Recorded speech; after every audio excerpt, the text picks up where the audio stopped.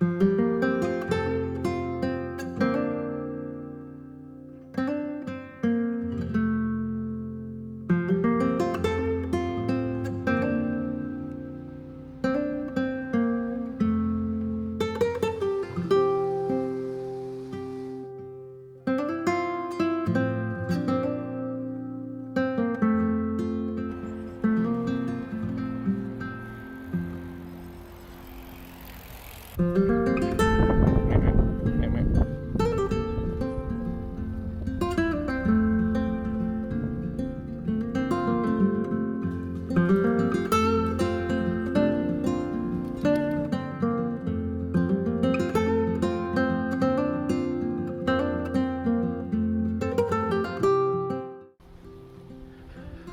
this is the River Cam up here in Cambridge, and I've been doing my morning walks here, just up and down the river, straight back home basically. But today I took one of those other bridges. So there's a bridge I usually go over, and there's one behind that, one behind that. And today I was like, oh, let's go like over a new bridge, which took me all the way to the other side of the park, which is where I encountered these guys. So unless you actually are from Cambridge, or just live here and know your history, you might want to ask yourself, why are there cows in a giant field in the middle of Cambridge? And that's a good question. Now to start, Midsummer Commons is actually not the only place in Cambridge where this is happening. So here's some more. There's Cove End, Coldham's Common, Empty Common, Laundress Green, Queen's Green, Sheep's Green, Stourbridge Green, see the theme yet? And all of those range in size from allowing 2 animals up to a whopping 154. And now let's go outside the city and head to the skies.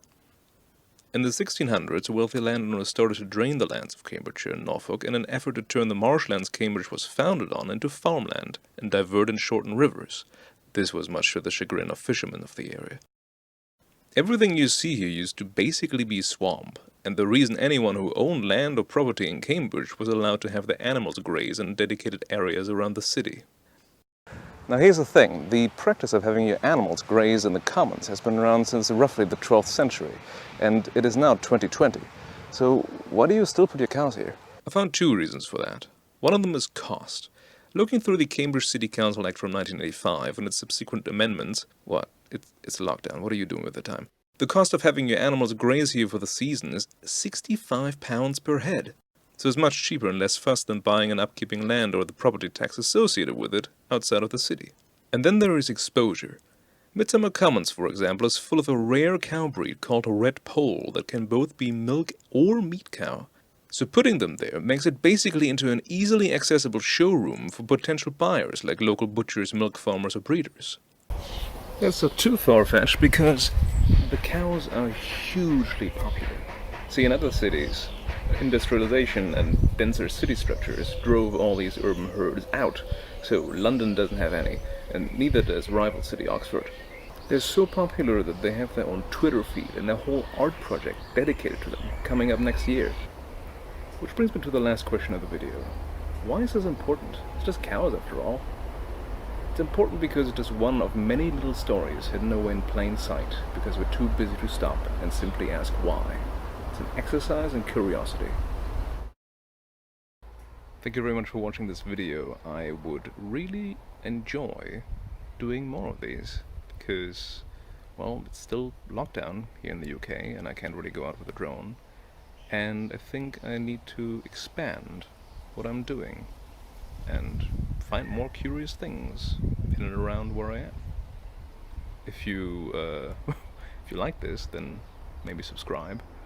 There's a Patreon to support me, and here's also some outtakes of things that didn't make it in the video because it was 3 weeks ago and I got better at some things and just didn't see the need for them. But I hope you enjoy. Thank you very much. Bye. Moo! Moo! Moo! Moo! Moo! Moo! Moo! Moo! Moo! So here's a little behind the scenes for you. This is the map I used for the video, but I have no idea why it's where it is, because this is just like a residential street. There's mermaid fish and chips, which I could really go for right now. And the curious thing about this map is that this is Cambridge, but like the location of the map is like here. So I don't really know why it's here. Whoever put this map here, though, thank you very much. It's much appreciated, and I used it in the video. So thank you. I also wish I could take a picture of how I set up the camera right now. The camera right now is held on its side by my backpack strap and then counterbalanced by the Rode mic receiver. The practice of having your cows or any other animals, let's call them animals. Let's call them animals.